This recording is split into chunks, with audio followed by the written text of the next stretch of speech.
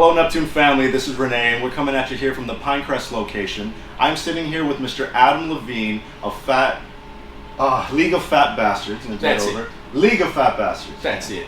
Not the singer. Please don't ask me to sing, because it's going to hurt you a lot more than going to hurt me. And the fans are definitely going to hurt, so let's not do that. The reason I might have stumbled on the name is because it is such an unusual name. Yeah. Right? So, absolutely.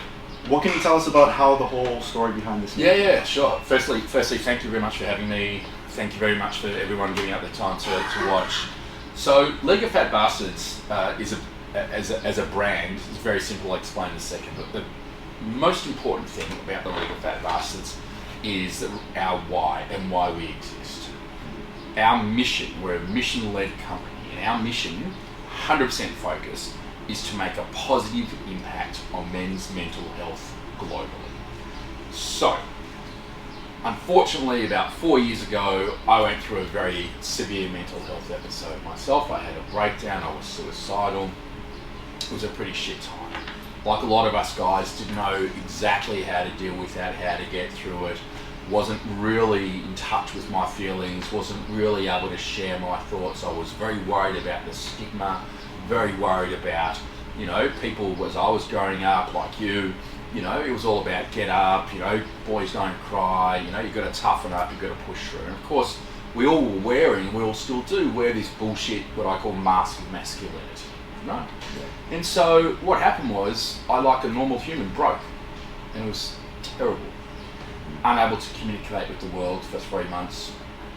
Anyway, as part of my recovery process, and that's still ongoing, what was very interesting to me was some advice that I got. And there were 3 bits of advice which I want everyone to hear, and I reckon they're very important. The first one is declutter your life. Get rid of all the shit that's going on, get rid of all the complexities, both financially, family-wise, just your bedroom, I don't care where you are, your office. Make sure things are compartmentalised and organised, because in the mess you can't see a way forward. Second thing is take time to stop and smell the roses, right? Actually stop and enjoy life. Love the smell of the coffee, appreciate the sky, appreciate what's around you. And the third thing is don't be afraid to be kind to yourself. Give yourself time to be invested in your own time. Now for me, what's really interesting is those 3 things sat really well with my love and interest in cigars. Right? You can imagine, right? So decluttering, getting our humidor organised. We've got shit everywhere. We've got all our cigars all over the place. We have no idea what we're doing, right? Let's get that shit sorted.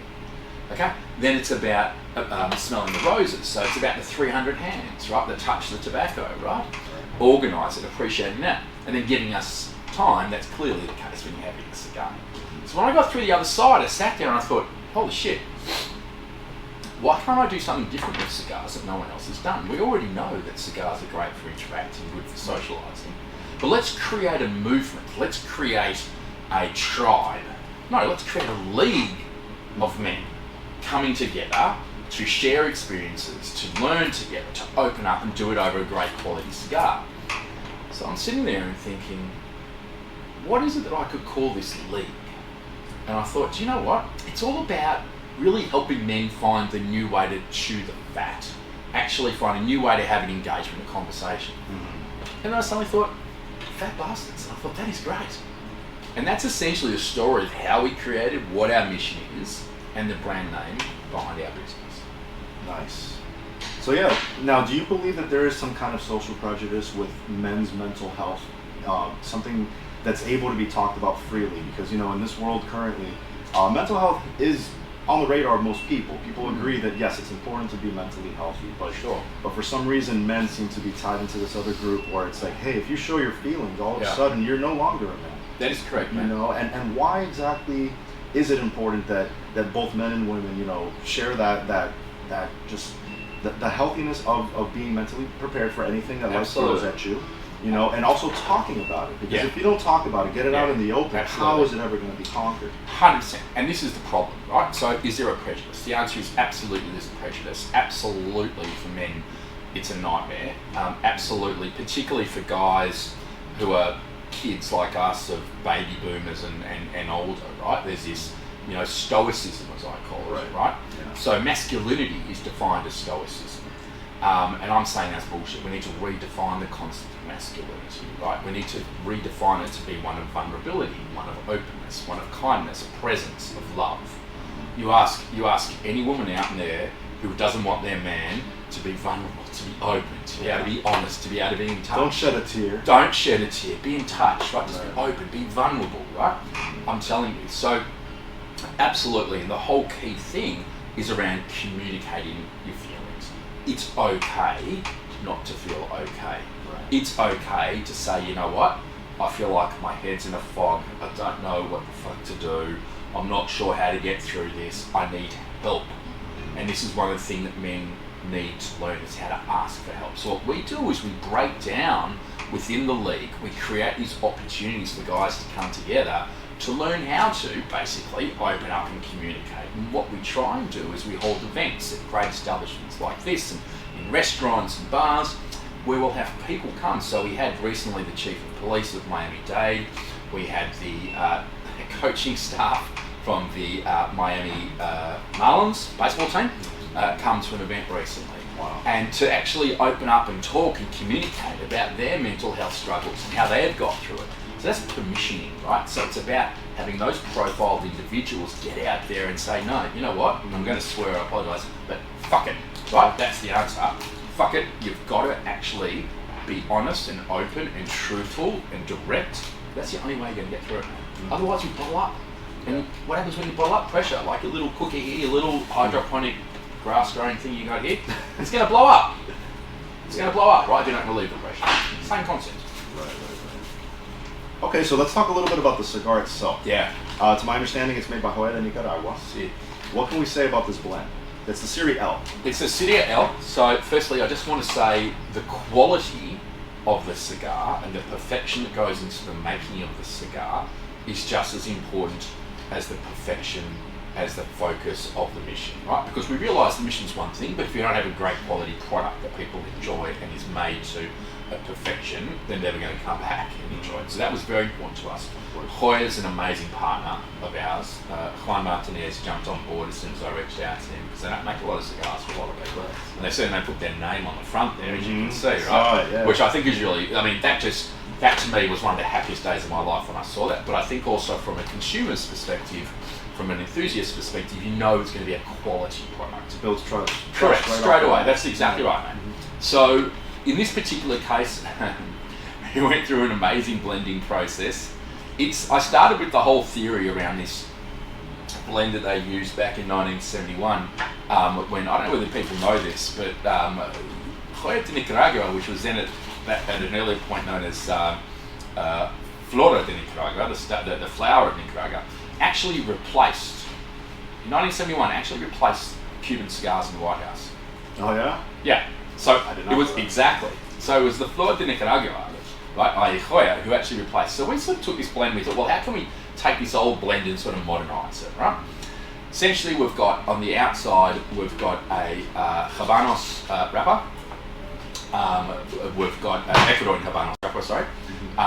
We've got then a mix of Esteli and Yulapa wrapper binding and filler. Unashamedly, the Serie L is intended to be what I call the Goldilocks blend. So it's not too heavy, not too light. It's cigar. It's just right, man. It's about 10 o'clock in the morning here, right? Perfect first cigar. Well, for me, first cigar of the day. Just had a coffee, nice, easy, smooth. Late at night, smooth. Afternoon, smooth. Look at the ash, man. Yeah, the ash is great. It's unbelievable.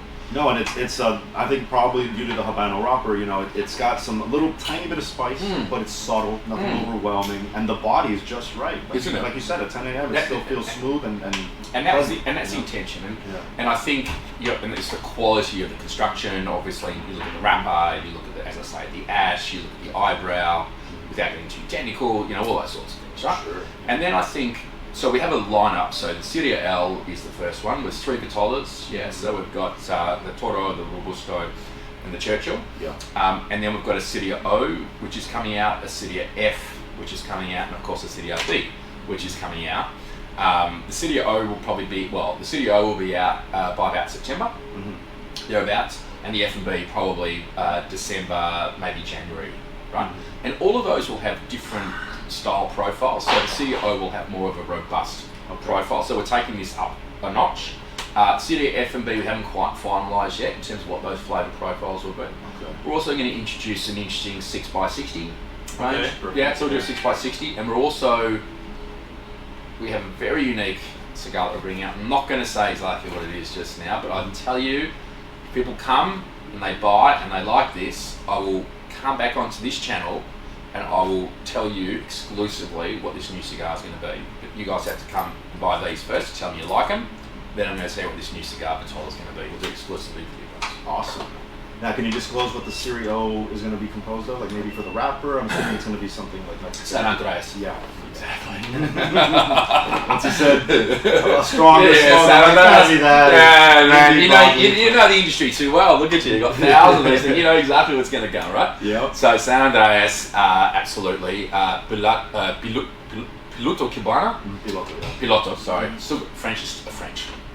Spanish. Still got to get there. Yeah. And then the other two parts we're finalising at the moment. But the Piloto Cubana will be probably in the binder, to be perfectly honest. But the fillers I'll let you know. Good move on the Gordo size, because not only are they more popular in general, but it almost kind of goes with the whole mission statement. I think it does. What's very interesting though is it's more popular in the US. We also have, just for those fans that are obviously over in Asia as well, we had a very big launch in Singapore. So we've got distribution now in Singapore. We also have distribution in Malaysia, which is then moving into Vietnam, obviously into Australia as well. So this is a global brand that we're building very quickly. Yeah. But in Asia, they don't work. No? Nope. No, they want shorter. So the most popular is a Robusto, Right. And even the sort of like half Coronas. And at the most, the Toro, Churchills. Unheard of. Like the honest answer is, we made a lot of Churchills, not for Asia. Gotcha. I'll be making a lot of those myself. Yeah. So I thought that was going to be my next question, actually, was the distribution worldwide. Yeah. How long has your company actually been We around? launched in February. February. Okay, wow. But we're on a big mission. We're well capitalised. We've got a lot of people behind us. Between Hoya and... Yeah, we got a lot of people behind us. You So guys it's are just doing bang, right? So that's it. Out the gate running. Yeah, absolutely. Out of the gate running. So we've got some other real world distributors. I call them real world, but you know what I mean. Yeah. Distributors sort of locally. We're concentrating, our aim, and this is the other important thing I think for all the Neptune people out there, our aim is absolutely not to be in every store, in every location. I'd actually have specifically stated as part of our mission, we want to partner with people who understand our mission, who want to be part of our mission. We want you to be able to come into a store, meet with a great store manager, talk around all the sort of cigars, engage with you, and then you can maybe introduce this as something, you know what, this is a new one, great cigar, has a great mission, why don't you have a try? Right? You can't do that with every store around here, so we want to just partner with specific stores. So Absolutely. we're really grateful of the opportunity with Neptune. And let me tell you, another little secret, Neptune is in fact, I wouldn't say the first, Neptune is the only store back home in Australia, when I'm ever there, that I ever actually buy from out of the US. Do you know that? No. So you can look up my account, Neptune here, and it will be here. I'm telling you, I've got smoke rings. I think I will. I've got the smoke rings. I've got everything. I've got all that, man. That's great. Yeah, I love hearing that. I love that. So there you go. Cool. And one thing I look forward to telling customers is proceeds, I think, go to charity. So this is one of the things. Exactly. I'll leave that to the big. We'll leave that to the big end. But 40% of our profits that we make from the sale of our cigars goes back to supporting men's mental health. So supporting NGOs, organisations, particularly focused on war veterans, first responders. We had a major event a couple of days ago where we had a large number of first responders turn up. We had a particular pack, we put together a 3-pack for them. We want to do something very special for the local police force here, whether if they flash their police badge, they'll be able to get an extra cigar free on us. So we're giving back just in terms of the quality of the cigar, but also as 40% of the profit. So I don't like to lead with it, but it's absolutely part of our core mission and the tangible difference that we make. That's incredible. What is it about cigar smoking that you think is so conducive to good conversation and potentially even opening up feelings? Yeah, so it's really interesting. So we're doing a study, scientific study, where we're actually going to have 40 individuals hooked up to a range of vital signs machinery, so blood Ooh. pressure, brain Doppler, heart rate monitors, and these would be people who don't smoke cigarettes, who enjoy cigars, who are what we would call moderate drinkers, so no more than one drink a day. And we want to measure the vital sign changes in vital signs that occur during that process to provide the scientific proof to what we all know is true, which is when you sit down and have a cigar and enjoy it with your mate, you just chill, right? There's this immediate brotherhood. Mm-hmm. There's this immediate connection. You know, it's a respect, I think. That's what it is, you know. And it brings together all walks of life. That's what I'm saying, man. Like, you could be a schoolyanaire getting out of your Ferrari or whatever, or you could be literally the guy who cleans the rubbish bins. Mm-hmm. When When you walk into a cigar bar, when you sit down and you enjoy, everyone's an equal. And I love that. Right. That's what it's about. Treat humans as humans. That's what I say. That's what I say too. Look at this ash. Man, it's a bloody good cigar. I keep saying it's a bloody And it good is. cigar. It And that's really all is. that's all I have to This say. is my first one ever. There you go, man. Bloody good. And then the Series LO, obviously that stands for the acronym. Yeah, LOFB. And we're going to have some special lines, like we'll do some sort of like anniversary sort of stuff. We'll do some special stuff for particular groups, you know, whether that be interest groups, so whether it be for veterans, whether it be for particular memorial days, whatever it's going to be. So, and we'll push those things out. And what happens when you scan the there's a QR code right here on the Yeah. brand. What happens when you scan that? Thank you for asking. So what's very interesting at the moment, we've just built the technology so that it goes through at the moment to the website where you can actually become a member of the league, which obviously doesn't cost to become a member of the league.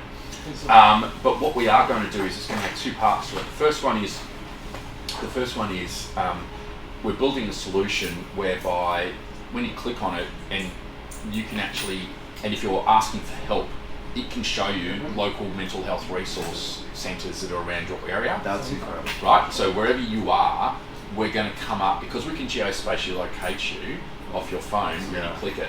So that's, we're in the process of putting that together as we speak, right? It's not as hard as what it sounds, but it takes a bit of time. So that's very important. The other thing we can do is with retailers like yourselves, because we can geospatially locate you, if they scan it on premise right now when they buy it, we know, we can triangulate, we know they've bought it from this store here. We can actually, with you guys, work out deals so they can come back and get 2-for-1 deals, or because we can actually send back to them to their phone coupons, or on the spot coupons, right? Right, yeah. So they could get a free Boveda bag, for example, and they're one of the companies we're talking to. Do a little shout out for Boveda, because when you do buy it is important. When you do buy a box, and we encourage you to buy a box, you'll get a whole one of the big Boveda things in it. The big ones. Yeah, the big ones, man. Spared no expense. No expense, I'm telling you. No, because they're behind us as well. Right. Right. So we just got some amazing. You know, we have a little welcome. So look at that. Like, so we have a little welcome card that goes in there talking about our mission and what we do. Yeah. Look, I'm truly blessed. I'm truly blessed. Right. There's no doubt about that.